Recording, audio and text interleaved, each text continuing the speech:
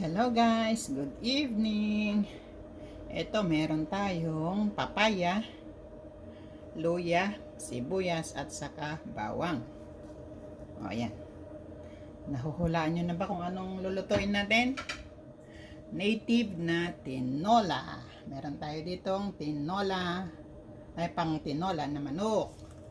Buong manok yan. Tapos meron din tayo ditong malunggay. At saka yung frozen ko na ampalaya leaves. Ayan, binabad ko na para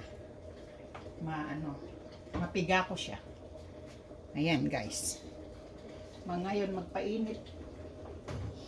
magpainit tayo ng mantika sa ating kawali at igisa natin yung sibuyas, luya at saka bawang. Ngayon guys, lagi kaming nagtatalo na magkakapatid. Kung ang tinola ba ay nilalagyan ng, ang manok ba ay nilalagyan ng sibuyas? Kasi, lagi namin yung big deal sa amin kung lalagyan pa ng sibuyas, ang nilagang baka ba ay lilagyan ng luya, lalagyan ng bawang, ganun. Ayan, yung luya ang inuna ko. Lagyan na natin yung bawang. Kaya para walang mag-away-away, ilagay na lang natin lahat. Sibuyas, luya, at saka bawang. Pero sa totoo lang, hindi ko talaga alam ang tama. Kung hindi ko ba siya lalagyan ng sibuyas, comments nyo kung nilalagyan nyo ba ng sibuyas. Kasi hindi ko rin talaga alam. Ayan. Imekos-mekos lang natin. Imekos-mekos. Mekos-mekos lang natin yung sibuyas at saka yung bawang hanggang sa mag-aromatic yung niya, amoy. Medyo dagdagan natin yung apoy. No. Ngayon, itong ating guys, manok ay inano ko na yan. Nilagyan ko na yung paminta at saka asin. Unang-una nilinis ko siya. Lahat ng katawan niya. Saka ko inanuan ng asin, saka ko chinap, saka ko hinugasan, nilagyan ko siya ng asin at saka suka. Saka ko binanlawan ulit ng tubig. Saka ko siya nilagyan ng paminta at asin. Ngayon, okay na to. Pwede na natin ilagay ang ating manok.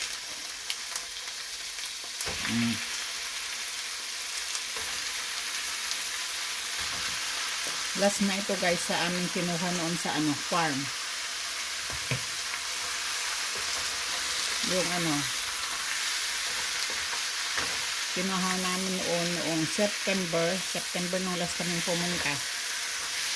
Nanguha kami ng marami last na to. Gusto nga sana namin pumunta, kaso nga lang malamig. Sinubukan ng bayaw ko, si Jomar. Pumunta sila kahapon, kagabi, nilagnat na siya at minalaria. Kaya tiyaga-tiyaga na lang muna sa mahal na bilihin na karne sa supermarket. Kasi pag ganitong winter, hindi kami makakapunta sa sa farm at talagang malamig. Hindi na nakaya ng aming powers.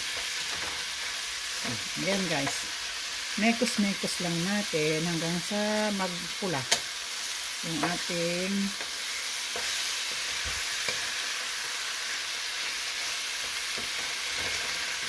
manok.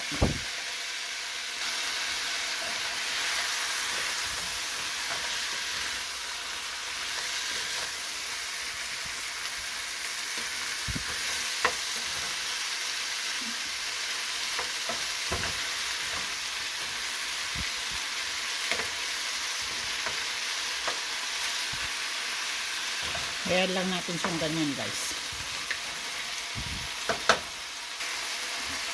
Guys, lagyan na natin siya ng patis para manuot yung ating yung lasa ng ating manok. Yan.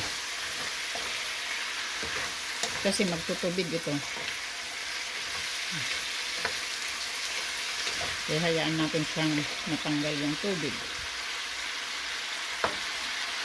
Tumatalon. Naiinitan.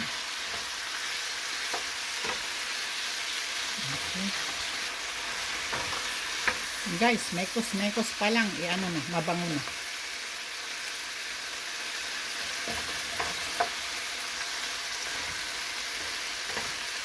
Yan, pabayaan lang muna natin siya na ma-absorb lahat yung tubig niya.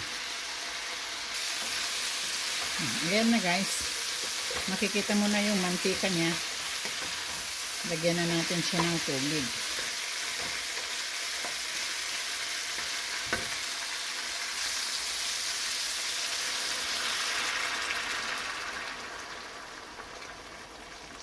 Madaming tubig. Dahil gusto ko yung sabaw.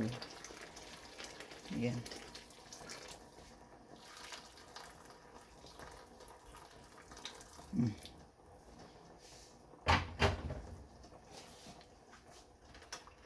Ayan guys. Pakuluan natin yan.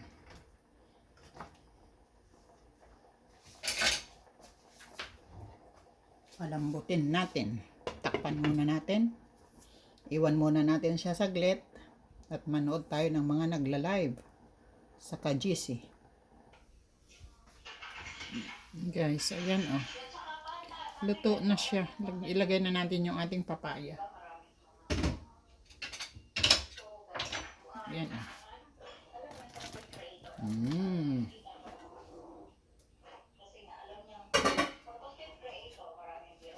Nagla-live si Sis Lovely. Ayan. Ayun, takpan muna natin siya ulit. At pakuluan. Lutuin natin yung papaya. Saka natin ilagay yung mga gulay. Guys, tignan natin kung luto na yung papaya. At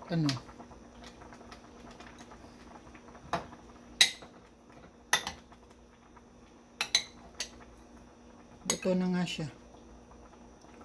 Tikman natin. Harap.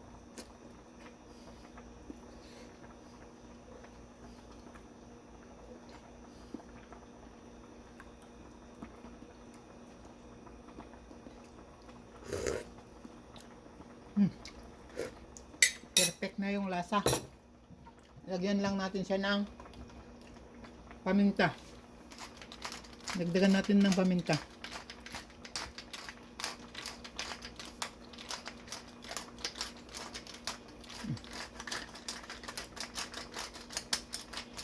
Ayan guys. Okay na yan. Lagyan na natin yung ating mga malunggay at saka ampalaya. Ito na yung ating ampalaya.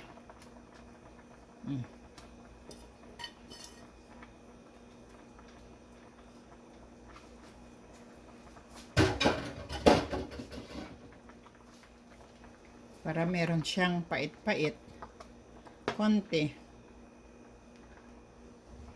Yun. Tapos ilagay natin yung malunggay natin. Hugasan na yan. Mahal ang marunggay kaya simutin natin. Mahal ang marunggay dito sa Canada. Yun. Ito ang aming pag masamang pakiramdam namin ng aking asawa, ganito. Hihigop kami nito. Ito yung namin. Parang medicinal comfort food.